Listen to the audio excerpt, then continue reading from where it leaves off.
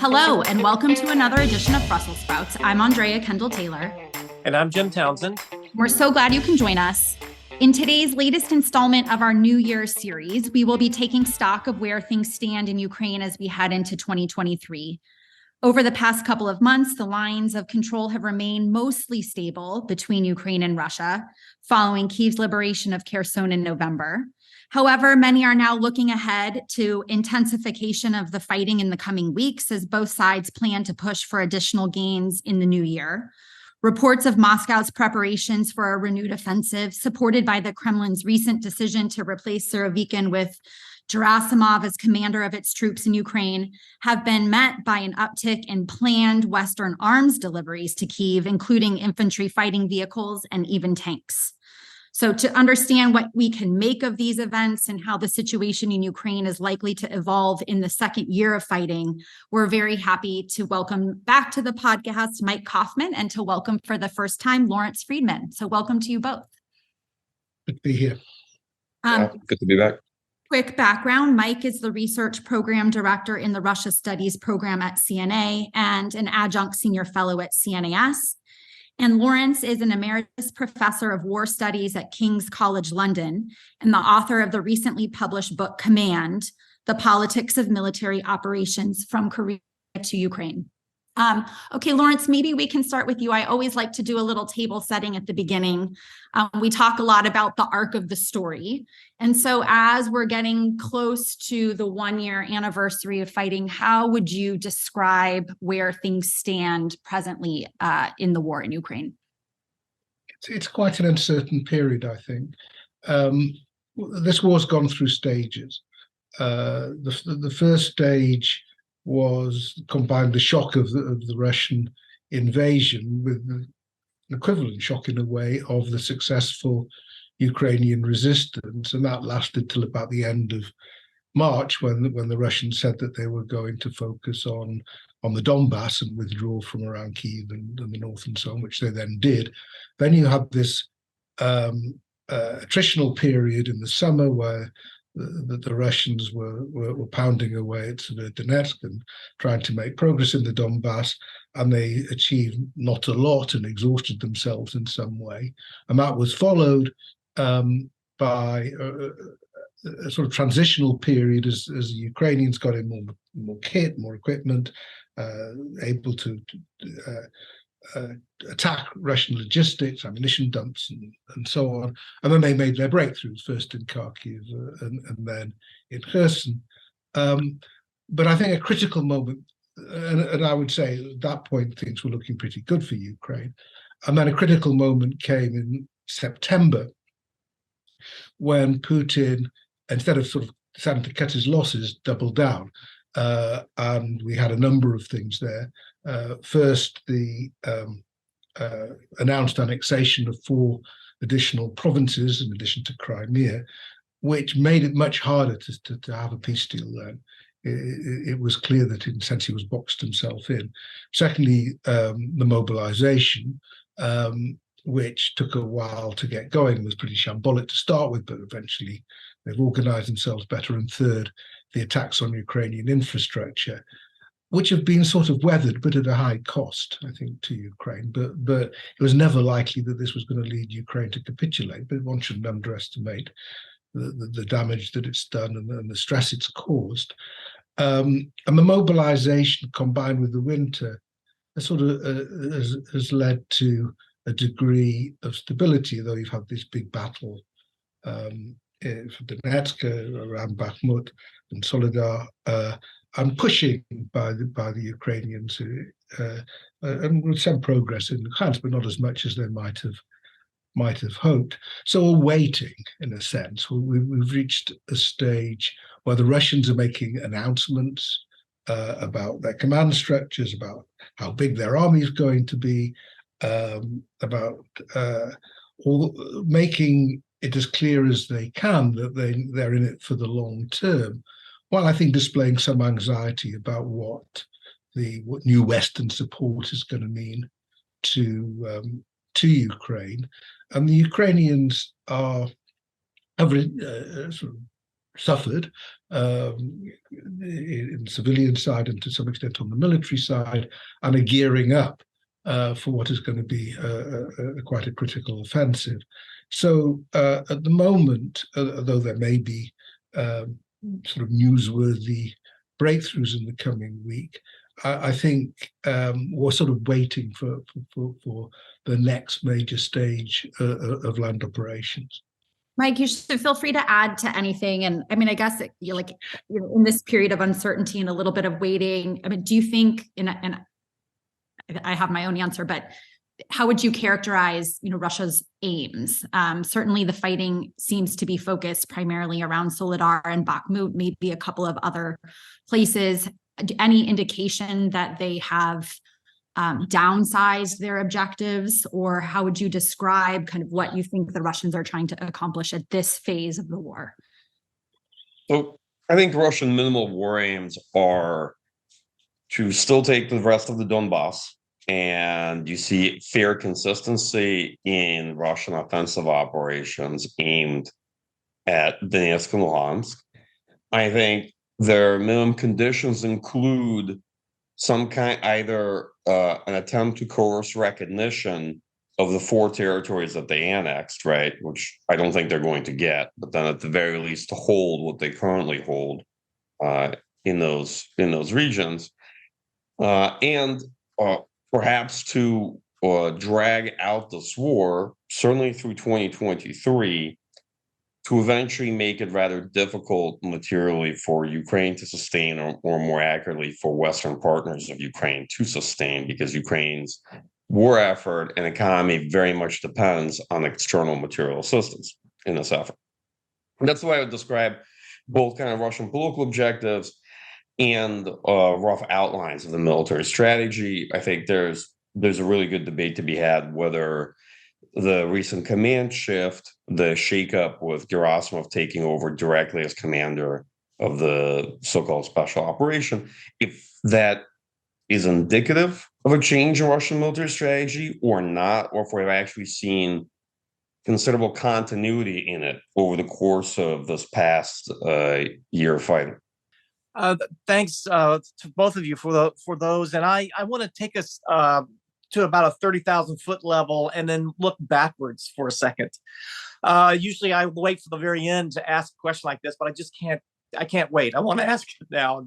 And Dr. Friedman, you're really the dean of military thinking and strategy. I think Mike would agree with that. We both, so much of your work and over time, you've developed, certainly through just observing the conflicts over the past number of years, an idea of the nature of war and how that changes. And so my question for you is, as you look back at the last year of this unexpected war breaking out in Europe, what surprised you in terms of the nature of war, the nature of warfare, how things are different, how this might be representative as being a break, if you will, in terms of the nature of war, but also what hasn't changed at all? That if someone from 100 years ago looking at the Ukraine war today would see things that just haven't changed over time. So as you look back over the last year from this 30,000 foot level, what has surprised you and what hasn't surprised you? Well, I mean, it is. There are very many timeless aspects of war, and they're all present. And I don't think generals from either of the 2 world wars, once they got the hang of the new technologies, would be at all surprised by how this is being fought. I mean, there are very similar concepts, whether you're talking about interior lines or whether the defense is stronger than the offense, whether you're talking about attritional maneuver and the relationship between the two, the role of artillery. All of these things, I think, would be perfectly comprehensible, I say, once they've got the hang of the new technology.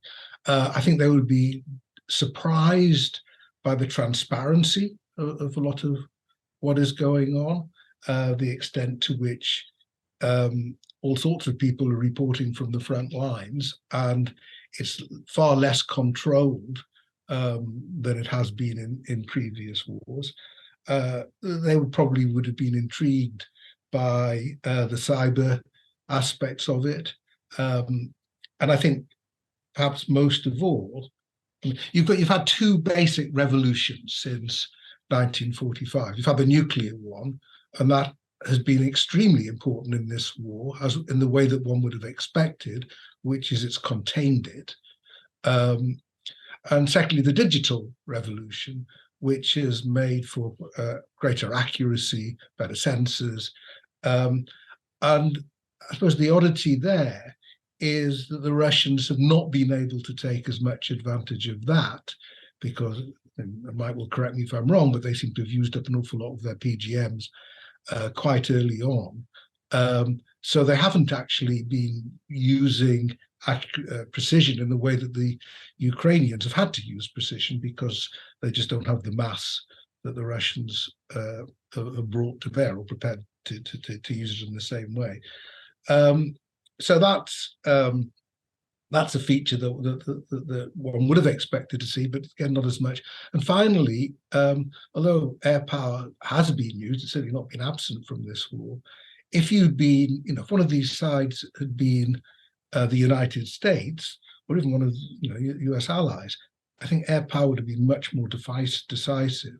And because it hasn't been quite as decisive, again, it's not been unimportant, but it just hasn't made the difference one might have expected. I think that's added to the strength of the defence, that it's been harder to knock holes. So that would be my sort of first thoughts. But I mean, this is a war that's remarkably similar in some of its aspects. It was a war of conquest, which is also something that many people thought we were over. It's not like the sort of messy civil wars, which we've also got ourselves entangled with in recent times. Thank you. That was excellent. Mike, do you want to add to that? I'll add a few thoughts. Yeah, I don't think war is over. I think I was definitely on the other side of Steve Pinker's argument about the likelihood for high casualties, sort of interstate conflict, but it become less frequent. That's for sure. But the thoughts I have looking at this is, first of all, what was important in the conflict itself, right? And you saw that, one was the question of whether or not organizations can scale force employment, like what they can do with a small number of units, what they can do in exercises or an expeditionary operation. Could they scale that up to a major conventional war with a lot of forces, several fronts? Could they have the logistics, the communications, and could they make that work? And so Russia struggled with that considerably early on. I think they've certainly gotten better at it over the course of the war, but it was a big issue. Another one is, can organizations put into practice what they have in theory? And this is to Laurie's point on Russian employment of long-range precision-guided weapons. They had the theory. They actually didn't have the practice. They didn't have the organizations to use those weapons effectively. They had the weapons. This, by the way, always a challenge when you look at China or something else. If you've never seen them at war, you have a hypothesis for how they will use it and what it might look like for them. But actually, you don't know if they can do it at all. They have the capabilities, sure. They have the sensors, and they have all the theory, and the theory looks really good doctrinally. It's brilliant, beautifully written, yeah. But then they go to war and they can't put it together because they actually haven't done it. They don't have the organizational adaptations. They don't have the experience, and they haven't fixed it over time. And they saw the transition from Russian use of precision-guided weapons in spring into the summer versus the later fall strike campaign against Ukrainian critical infrastructure. And it was like watching night and day in terms of targeting and employment, to be honest. Real differences, right? And the difference you see between the military in the first 3 months of the war versus, 9 months, 10 months. And yeah, fortunately, I think with Laurie, Russia spent a lot of its precision-guided weapons early on, and then only later on, when they got, I think, much more effective in using them, then they had a small arsenal, and they're basically stuck firing much closer to their monthly production rate. Big picture, I'd say my main takeaways from this, and I'll keep this short. One, to me, conventional war is very much beyond the initial operation, if the initial operation doesn't resolve the war, and between major powers, it usually doesn't, because any major power can survive an initial blow. Typically, like that's the reality. I think that's been the reality of war going into World War I. People recognize this before World War I. They're going to come down to wars of attrition, and it is about replacement of material and manpower and ammunition. And the side that's better able to reconstitute and rebuild itself, come back better, that's the side that will be able to impose dilemmas on their opponent, right? So it's about how you fare in the war, not to put glibly, but over time. This is already a long war. Whenever people say this is going to be a long war, I say it is. It's too late to have a short war. This is already a long war by interstate war standards. Yeah, it's just a question of how protracted it's going to be. Okay, we're already in year 2 of this war. And the other one is, I think, an interesting debate on that we always have intellectually on sort of maneuver versus attrition, and to what extent is this war useful to seeing what it takes to make maneuver warfare possible. In this war, it's really only been possible where it's been easy. Attrition's been doing most of the work, right? And the question is, okay, is that a useful finding? Because one answer could be, in this war, you don't have a sufficient asymmetry between the opponents. You don't have one side with air superiority. The U.S. really hasn't done combined arms maneuver without air superiority. Okay, that's just the way the U.S. fights. So the question is this a useful finding for the United States, or would the United States establish air superiority or major advantage in this conflict to try to enable maneuver warfare? Another question is it true that maneuver warfare is very difficult, or is it just the case that neither side has been particularly good at it in this war, right? Because that could also be, another take, and I've been grappling with this myself. Anyway, I won't go down this rabbit hole, but there's always, at the end of the day, wars present themselves useful lessons, but they're in a context. People often want to strip the context away to generalize from the war for the thing they're trying to learn from it. I always say, be very careful with this. Be very, very careful with this, right? Because the context really matter, And if you lose that, you might lose the key facts of the case, right? Of why it happened the way it did. Like, why is Ukrainian precision strike work? Well, they received it at a key point in the war, but it's heavily being enabled by the United States, right? Which is involved in this conflict materially, but is not a direct party to the war in a sense that it can be engaged. So the U.S. can provide targeting and ISR for Ukrainian HIMARS and precision strike on the battlefield at any time, can't be engaged itself. Ukrainians have the advantage of that and of all the ammunition supply U.S. can provide. Another country, another context won't have that, won't have all those luxuries. The United States, for example, if you ask it, cannot lean on another United States in the event of a war to provide a targeting and ISR with untouchable means and an extra supply of ammo. So whenever people ask me about lessons for us, and I am speaking now from a U.S.-centric perspective, being in D.C., I say, be careful what you learn from this war. In the event the U.S. has to go to war, there won't be a second U.S. to depend upon. I mean, just to follow on from that, back to Mike's first point about military organizations. This is critical because when doctrine gets written and concepts are developed, there's an enormous tendency to assume that military organizations are incredibly efficient and they can pull all sorts of disparate things together in amazing feats of coordination. And actually they can't. So when you look at the concepts, whether it's combined arms or hybrid war or multi-domain or whatever, everything's about pulling things together and synchronizing them and so on. And actually that's very difficult, because every bit of the armed forces has got its own priorities and its own limitations and its own strengths. They're often most armies work at cross purposes with each other. It's just the way of war, because war, the timeless lessons of going back to clouds of its friction is a key factor. So it is an important reality check, I think, about what happens when you move from thinking about future war and your concepts of future war and actually hitting the reality of an opponent trying to thwart what you're up to.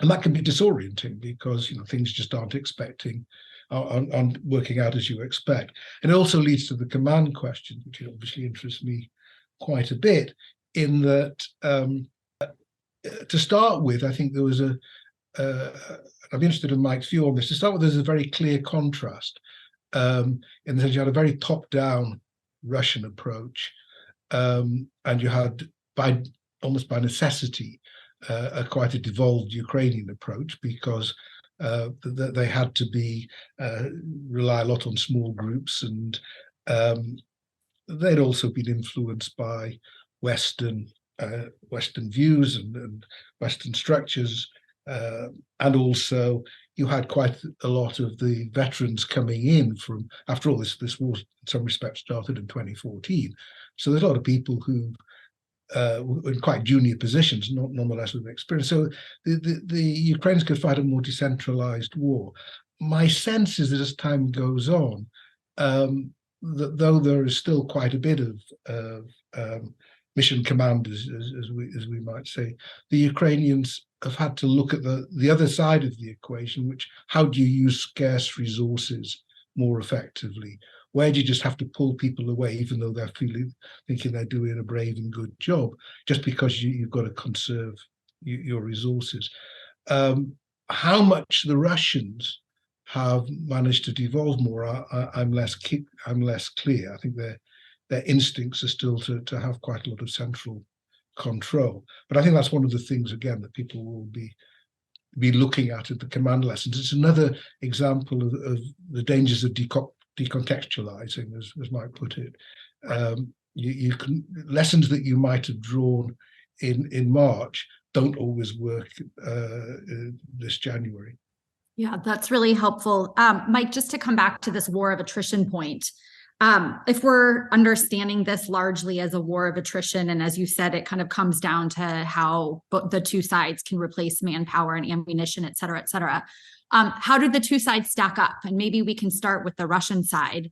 There's a lot of discussion that there could be another major mobilization. I think just this week, Putin made some statement about the fact that their factories are, working 24/7 and doing extra shifts on their kind of defense industrial base.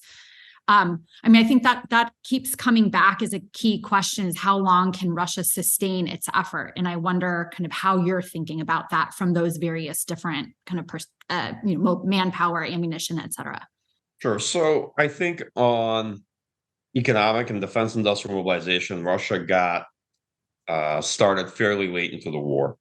And I think the reason for that, my own interpretation, but I've heard this elsewhere, is that actually they were so concerned and so focused on surviving the initial impact of US sanctions, and all their joint interdepartmental committees focus on this aspect of it, that they weren't touching mobilization aspects of the economy or mobilization in general until they felt fairly confident that they'd stabilized the situation in February through the summer. When you look at the impact of your sanctions and export controls, like this was priority one on the defense industrial base, or from a macroeconomic. But mobilization as well, because mobilization is politically consequential and economically disruptive. If you're focused on surviving sanctions in the first 6 months, and somebody else comes to you and your leader says, "Hey, also, I think we should enact wartime measures and mobilize X percentage of manpower across the population base," they'll say, "Hold on. How many crises at the same time should we try to manage, try to handle?" And I think that's what was going on in Russian political leadership, why they weren't keen to enact mobilization to begin with. They're very busy surviving sanctions and their impact first. Okay, putting that aside though, but to get to your main question, I think my take is that, look, the Russian military has a structural manpower deficit through the spring and summer because of how they invaded and the force they put together, right? And the fact that we know that they intended to essentially just roll Ukraine in a matter of 10 days, thinking Ukrainians would give up. They then try to fight this way without being able to replace manpower effectively. They were compensating for a lack of manpower with a huge advantage in artillery, concentrated artillery fire and rate of fire, spring to summer, a massive advantage in artillery. When HIMARS was introduced into the battlefield very late into June, it began to reduce Russia's artillery advantage because it forced them to reorganize. how they do logistics for it, and that just decreased their overall rate of fire.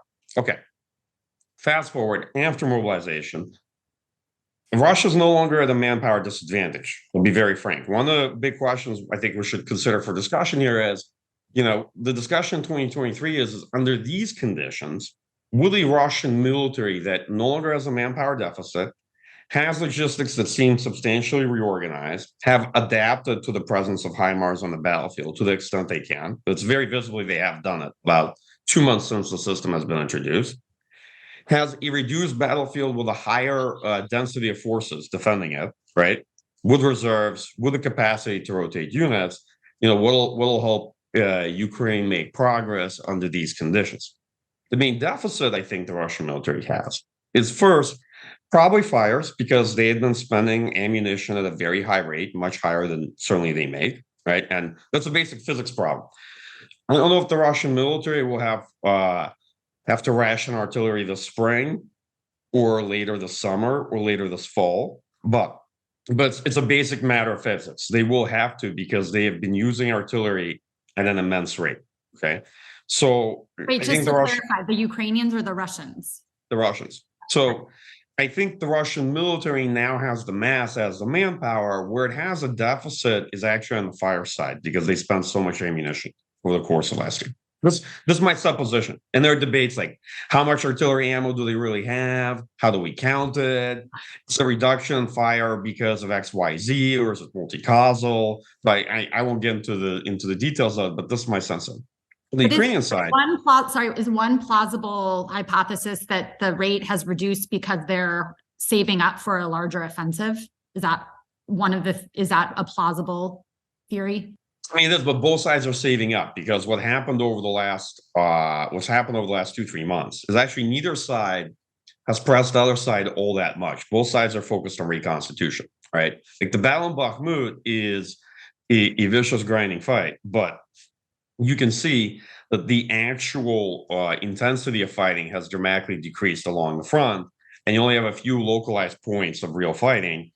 And so this is in part responsible for a substantially decreased use of artillery by both Russia and Ukraine. But this picture is going to change. It's probably going to change either later into February or going into the spring, because it's clear that both sides have offensive intentions. So the intensity is going to dramatically increase at some point in the near future.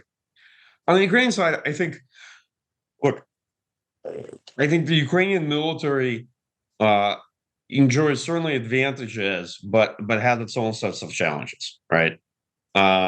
First, they have now relative parity of artillery, but it's not clear that the West can supply them with enough relative superiority in artillery fire to give them a sufficient advantage over the Russian military. So that leads to a quest of what are the things you can do under current conditions, right, to enable Ukrainian success. And, you've seen kind of three answers at least being put on the board.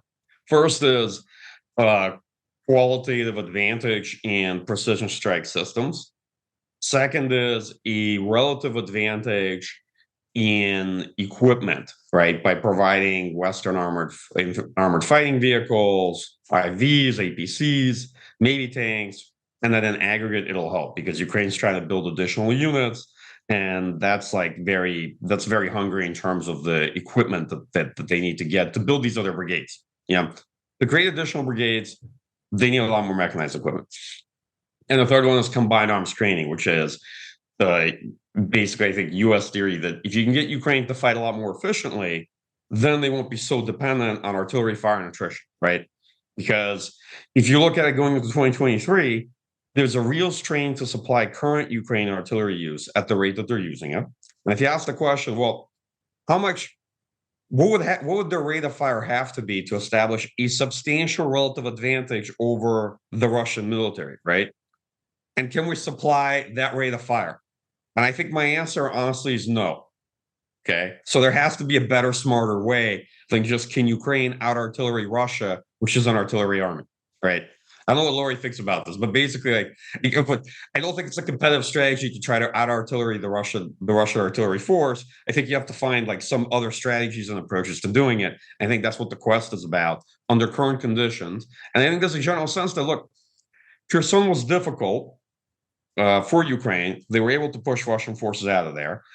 But it looks between Kharkiv and Kherson that all the future battles are going to be harder, and the gains are going to come at much greater cost. And that Kharkiv was a bit anomalous because of the state of Russian forces. You're not going to find a large territory sort of essentially very thinly or weakly defended. And Kherson showed that actually, there's a lot of work to be done at the operational level in terms of Ukrainian conduct of offensive operations, right? And the last point I'll say on this, the next Ukrainian offensive is not risk-free. In Kherson, there was no risk of a Russian counterattack, right? I don't know. I'll be curious to hear what Laurie thinks about this, because the Russian military could not expand from that position at all. So Ukraine could prosecute the offensive at will. That will not be the case in Zaporizhia or in Luhansk or in other parts of Ukraine where the Russian military operates. There, how the offensive goes and what happens has, I think, greater consequences. But okay, I'll stop talking because I think I'm like a 5-minute monologue. That's okay, Mike. No, that was really great. Laurie, I do want you to weigh in on this, on the like kind of relative, I don't know, balance of power. That's probably not the right term, but kind of thinking about the two sides and their ability to reconstitute moving forward. I feel like we get into these never-ending debates about time. What side does time favor? And so I don't know if asking the question that way is useful or not. But when you look at it, what do you think? I think we've got to look at it with a mind to the political context. So it's not just, it's partly a question of reserves and capacity and production and logistics and all these things, but it's also a question of who can cope better with disappointment, if you like, or slow movement or frustration, who can be patient. Now, there's very different political situations. Reasons Mike's given, the Ukrainians have to persuade their backers that they're worth backing, that this isn't just a black hole through which all their inventories go. They're left with bare cupboards themselves without the Ukrainians having achieved very much. I think this is something the Ukrainians are conscious of, and up to now, because they've acquitted themselves pretty well, it hasn't been an issue, but it's getting harder for the reasons Mike said. Now, I think that the Western suppliers are committed to Ukraine. It would be the most enormous betrayal to suddenly say, well, you gave it a good shot, but actually, we can't afford to support you anymore. I think the more serious parts of Western governments, they understood the importance of the moment. And both the moral and geopolitical reasons, they don't want to back down. But there are capacity constraints. There are potentially public opinion constraints, although it's not particularly, in a sense, one hopes that we've got through the worst of the effects on economic effects, for example, on public opinion, or will come out of that. So that's the key thing to watch on the Ukrainian side. They've got no choice but to keep going. They just don't have an option of conceding territory to Russia. They may not be able to take it back, but they're not going to concede it in a peace treaty or something. On the Russian side, we don't. Sorry, really quick before you get to the Russian side, then are you encouraged by the kind of flurry of recent announcements, the armored vehicles? Yes, is that a good sign? It is a good sign, but I guess it's a good sign. I think there's a seriousness about the situation, because I think it's understood. If you look, back at how we've moved from, the sort of Molotov cocktail stage of February 2022 to some of the most sophisticated weaponry now, it's a long way. And I think but it's also recognition that for the reasons Mike explained, the next set of offensives both sides are potentially critical. And Now, whether some of the stuff that's been promised will be there in time is another issue, but quite a lot of it will be, and I think that so on the Ukrainian side, at the moment they've got the Western support, and I think this is why the next offensives are so important, because or the next battles. I mean, it's difficult to know who's going to be offending, who's going to be counter-offending, and so on, who moves first. And I wouldn't necessarily encourage the Ukrainians to be the first mover in this. Mike and I had a chat about this the other day. It's because once you move on to the offence, you expose yourself. I mean, that's the danger of offensive operations. Now, on the Russian side, they've got precious little to show for months of effort. They made their major gains right at the start of the war, and some of them they're still holding on to. They achieved a bit more when they focused on the Donbass, but not really enough to justify the extraordinary expenditure of people and ammunition and so on. And basically, at the end of it, they capture depopulated rubble, and there's going to and Putin keeps on, and Shoigu keeps on changing the command structures, which suggests that they don't feel they've got it right at the very least. And some of the statements we see coming from the Russian side, which are expressing their sort of anger at what the West is supplying Ukraine with, don't suggest enormous confidence, although again I agree with Mike that they wish it to be believed at the very least that they can outlast everybody and stick this out for some time. But we don't know enough, I don't think, about what's going on in the Kremlin, about whether there are, when you hear reports, but how much people are saying, how do we get out of this? Is there a point where we call it a day? I mean, I thought, not as a prediction, but as a possibility, that in the summer the Russians would ask for a ceasefire. Why don't you just cash in your winnings, put Ukraine under pressure? But they didn't, and they made it even harder for themselves now, because they make it as a precondition that the 4 new provinces are recognised, and it just isn't going to happen. So that, I think, is the challenge for Russia.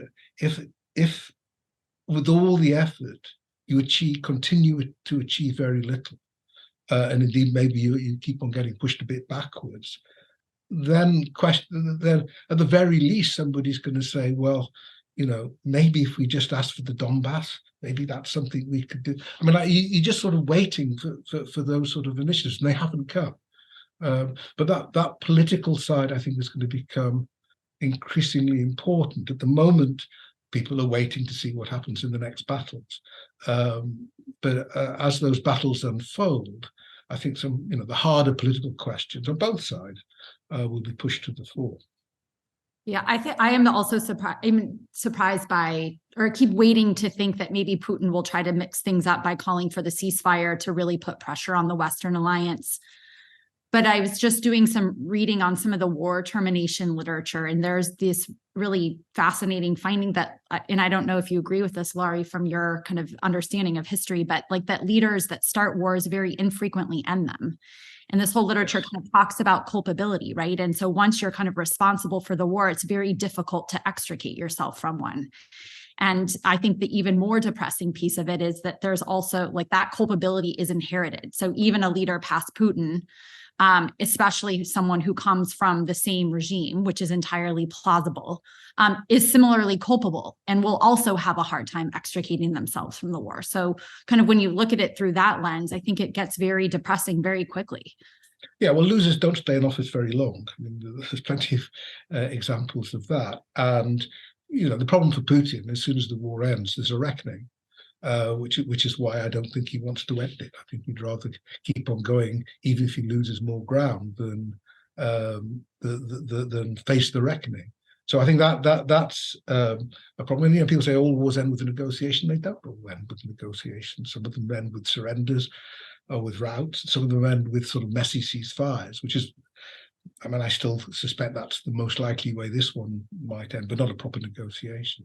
But I don't predict it. I think it's very hard to see the end game at the moment. other than at some point Russia will have to work out, is it prepared to continue without a lot to show for it? Unless, of course, they make some stunning breakthroughs in the spring. But I find it hard to see that at the moment. Mike, did you want to add something there? Yeah, I was going to say on Putin that I agree with Lori that the situation in Russia right now is such that the war is the problem. And as long as the war is the problem, you're not going to see, I think, serious leadership changes. But the day the war is over, Putin becomes the problem for everybody else around him, because there's no ability for Russia to get back at least some modicum what their existence was like before the war, as long as Putin's in charge. And the sanctions stay as long as he's in charge and what have you, right? So he then becomes the problem. And also the reckoning then comes for people like Shoigu and other people in the regime that were incompetent. They're in there because they're loyal, and now's not the time in a personalist authoritarian system when you make changes, right? Because it can quickly unravel the system. But at some point, all these people will realize when the war is over that they're in trouble. And so I don't know what that looks like. The only part I will say to add to the depressing segment of this podcast is that however wars end, it's often up to the loser to end the war, because people can lose wars and they just don't concede. They just keep it going. They keep it going as a simmering war of attrition. They refuse to acknowledge any sort of settlement and then start building up for a continuation war, meaning how the war ends just leads to another war. And unless you can actually drive to their capital and force them to sign a termination to the war, they don't have to concede. You can say that you've won, and they will say that you haven't, right? And keep it going. So this is a very frustrating part of it that I've been grappling with as well. That the many arguments for how this war might end don't explain actually why Russia wouldn't return to war, why wouldn't yield a continuation war, or why Putin would necessarily even agree, even if Ukrainians have de facto achieved military victory, which I think is certainly in the realm of possible, but in the very optimistic end of that equation. Jim, you've been waiting, I think. Oh, well, this has just been fascinating. I wanted to ask about the Wagner Group and the politics in Moscow, certainly between the Wagner boss and the Russian military and Putin, and how they must be elbowing each other. But I'm not going to go down there. I want to ask something that's a little bit of a higher level, but I wanted to put that on the table as something interesting. But what I want to ask you is this.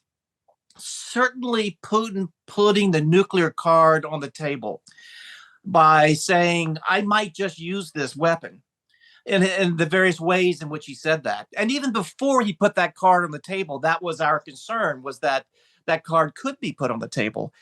It had, as we've said already, it had an effect of deterring the U.S. and deterring the West, as we saw, in terms of our degree of participation. So my question for you all is this.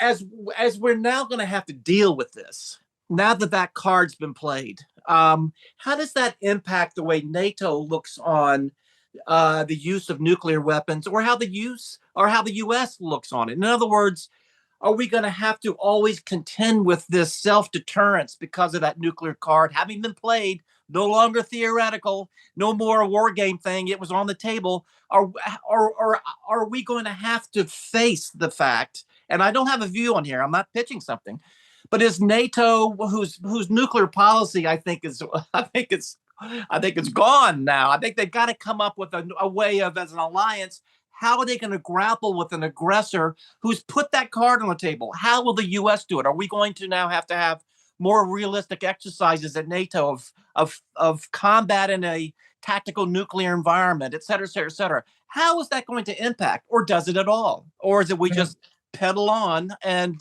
just keep our eyes closed and hope it never happens? Well, I think nuclear weapons have played exactly the role one would have expected in this conflict. They've contained it. Russia hasn't attacked NATO countries, though they're providing direct, important assistance. They're the route through which weapons are reaching Ukraine. And NATO countries, including the US, have been far more restrained than they would otherwise have been because of the fear that that would lead to nuclear use. But tactical nuclear weapons or Right. threats thereof have been irrelevant, I think. I mean, they haven't been irrelevant because people talk about them a lot and then say, and therefore Ukraine should negotiate, which is, I mean, you don't hear that so much now because I think we've moved beyond that point. And they could, they could come back again. I mean, Medvedev, to the extent he's sober, keeps on referring to nuclear threats. You see it on state media as well.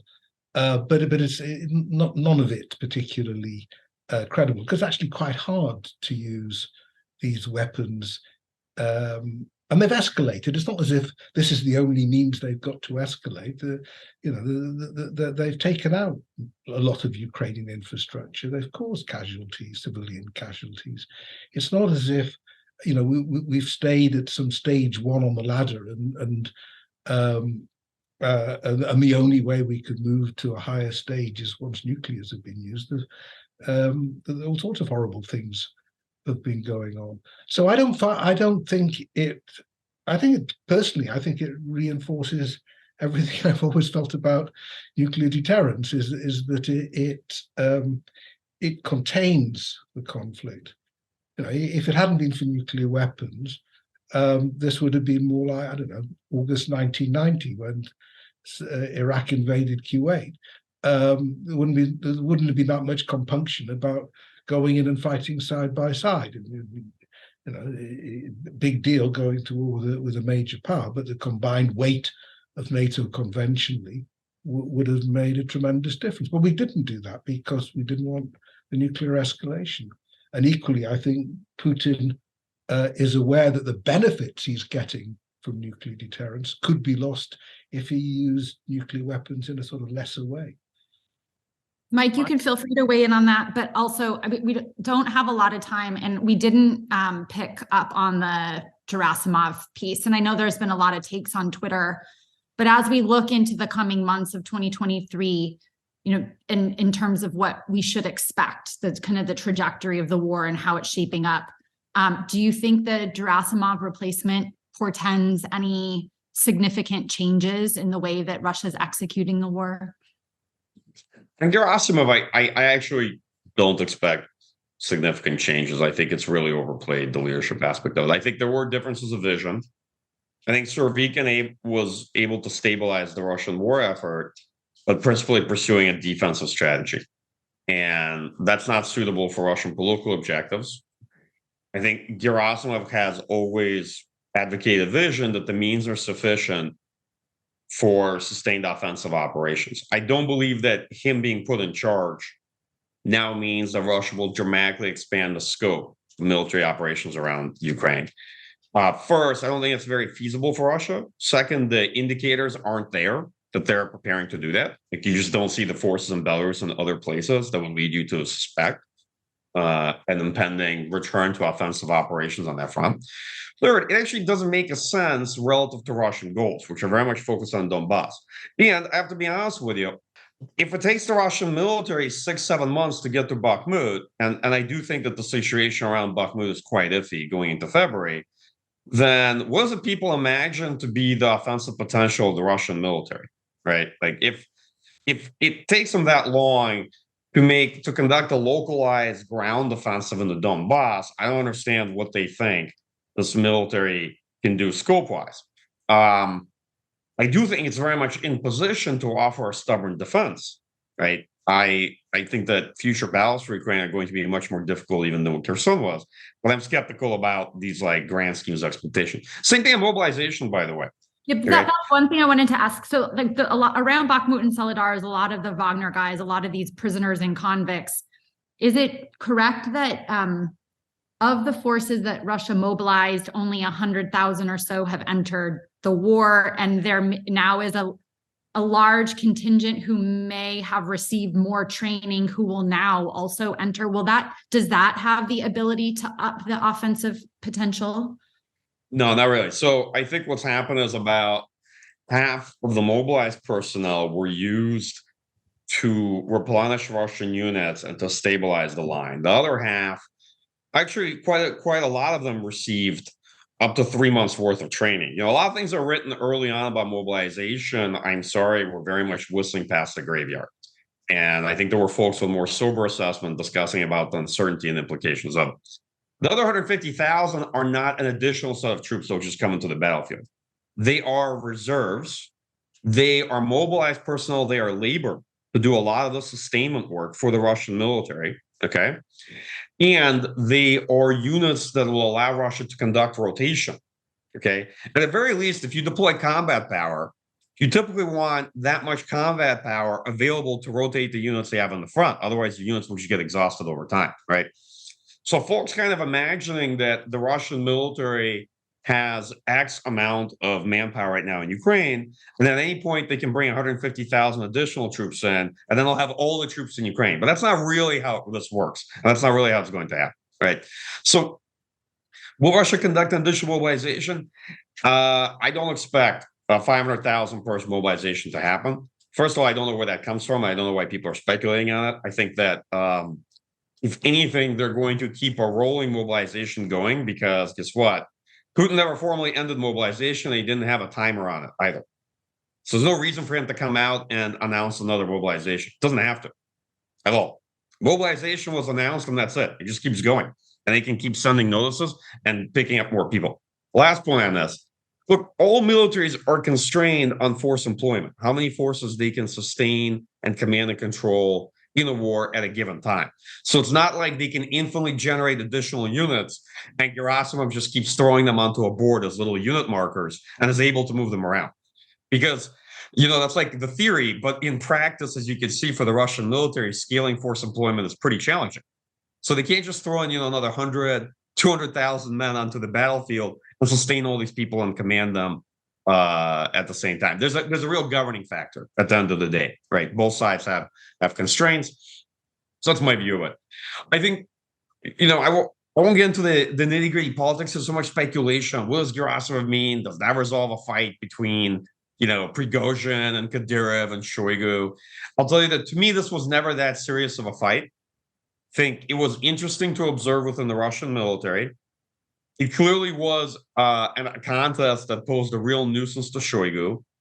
Russian forces in Solidar reflected this because when they largely took the city, Wagner troops made it look like they took it all on their own, and Russian MOD made it look like they took it all on their own without Wagner. And it was kind of somewhat amusing to watch them PR this war as though the other side's not involved in it. But that being said, Prigozhin can't really touch Shoigu. What's happening in the Russian military side is because of the problems they're having, they've adopted a sort of more radical policy of through Telegram channels ventilating all the issues in the hope that this leads to their military leadership being shamed and embarrassed and actually doing their jobs and sorting these problems, right? Because a lot of these Telegram channels are Russian government affiliated. I see them translating quote on Twitter all the time. And I got to tell you, a lot of them are very clearly affiliated with the Russian military or Russian intelligence and other things where these sources come from. Okay. And some of it is, I think some of this is being pushed intentionally out there. And I do think that the Russian political leadership is looking at the situation and seeing the problems in the military and thinking that actually it's probably good to see a competition between Wagner and the MOD. Because Wagner's criticism will make the MOD hopefully perform better. Because Putin is stuck with these guys, right? They're not very competent, but they are loyal, and he can't get rid of them, and he's stuck with them. So what's the only way you could potentially improve performance, which is make the problems more clear? I don't know. This is one hypothesis, right? Because it's a personal authoritarian system. It's very hard to imagine that, you know, these things are all happening, but they're not in the interest of anyone.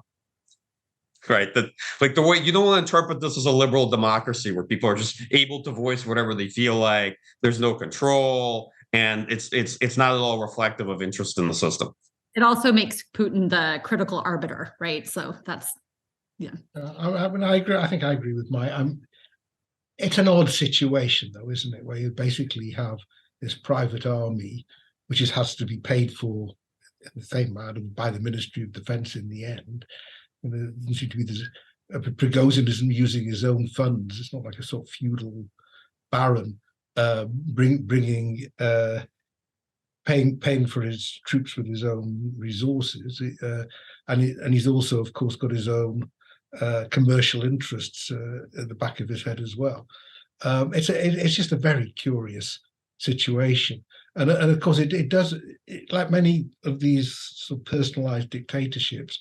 There's a lot going on in terms of how do you gain Putin's attention, how do you make sure you get the resources you want. So I think there was something real in the tension between Shoigu, Gerasimov, and Putin. And I think that and Prigozhin, and I think that was a factor potentially in the reorganization. But as with all these things, it's a symptom of the system that they do it like this, and it has, in the same way that Mike points out correctly that Shoigu and Gerasimov are there because they've been there forever, and they're loyal to Putin, and they do his bidding, and he doesn't. And the last thing people like Putin want is a new general to emerge who gains all the glory. I mean, even Zelensky is said to be a bit nervous on that side.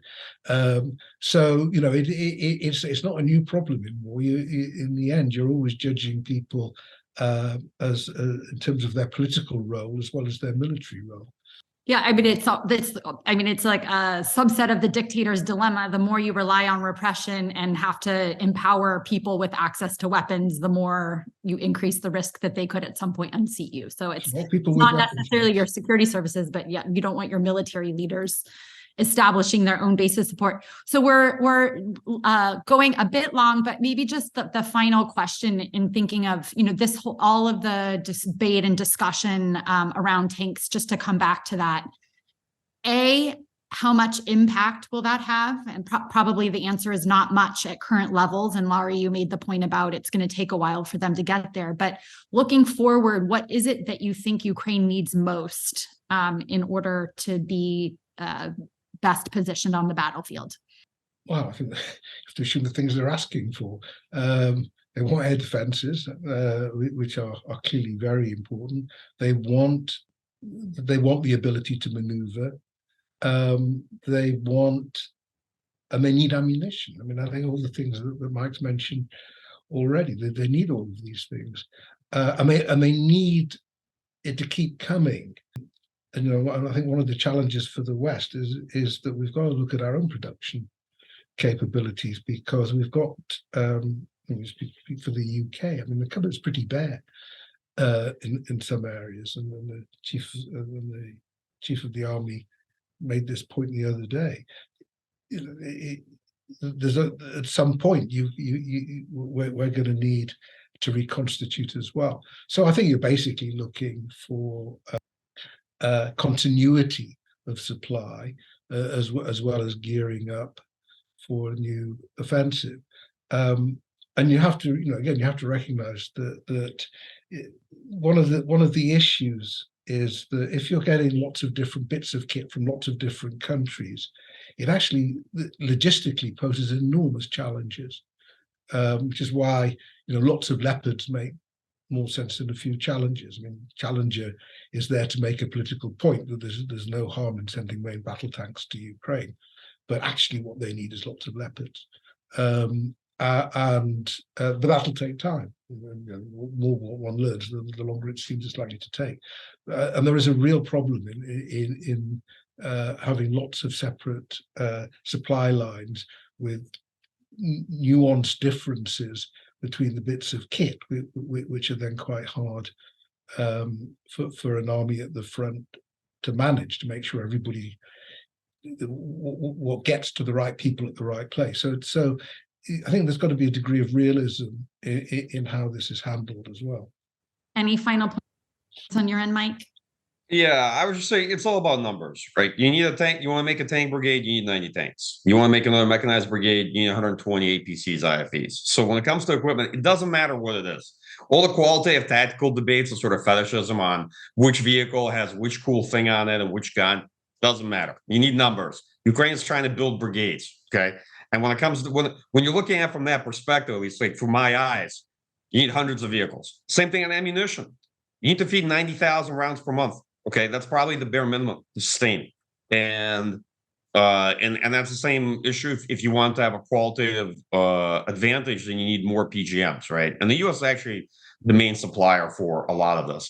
And the tank debate to me is like a political proxy debate, right? That's what it is, right? The 14 challenges, I fully agree with Lori. It's not what it's about. It's will Germans agree to give them tanks. At the end of the day, it's we get into these local proxy debates, and then you're, as an analyst, you're stuck with what I call bureaucratic constructivism, which is like, what is a tank? Well, it is what different establishments want to make of it. If they don't want to send this thing, then it's a tank. If they do it, then if they do want to send it, then it's not a tank. Does it matter? I have no understanding of German policy and why it is what it is. I know why Germany will send the bottom half of a tank, but not the top. Like, why will they send Gepard 2s, which is a Leopard 1 tank chassis with an air defense combat module? And they're like, we will send you the bottom half, but not the top half of the tank. Like this, I can't explain it. I'm just, like I said, there's aspects of this that, as an analyst, make no sense. But it's all about aggregation numbers. And the long pole in the tent is training and force quality, because the big challenge of the fight around Bakhmut and what happened in Kherson is Ukraine took significant casualties, still taking casualties there. And the Russian military basically is trading expendables, low force quality, Wagner PMCs, a lot of which are convicts, for Ukrainian regulars for higher force quality. And Ukraine needs those people to conduct offensive operations. It's no longer a manpower advantage. This is one of the biggest challenges for Ukraine, how to fight smartly and how to not get into an attrition grind with the Russian military. That's not a competitive strategy. Just not the best way to play out this year. That's how I will end. Well, thank you both. Jim had to pop off, but I will speak on his behalf in thanking you both for joining us. This has been great. I'm sure we will check in again in the coming months, but really appreciate it and hope to have you back again soon.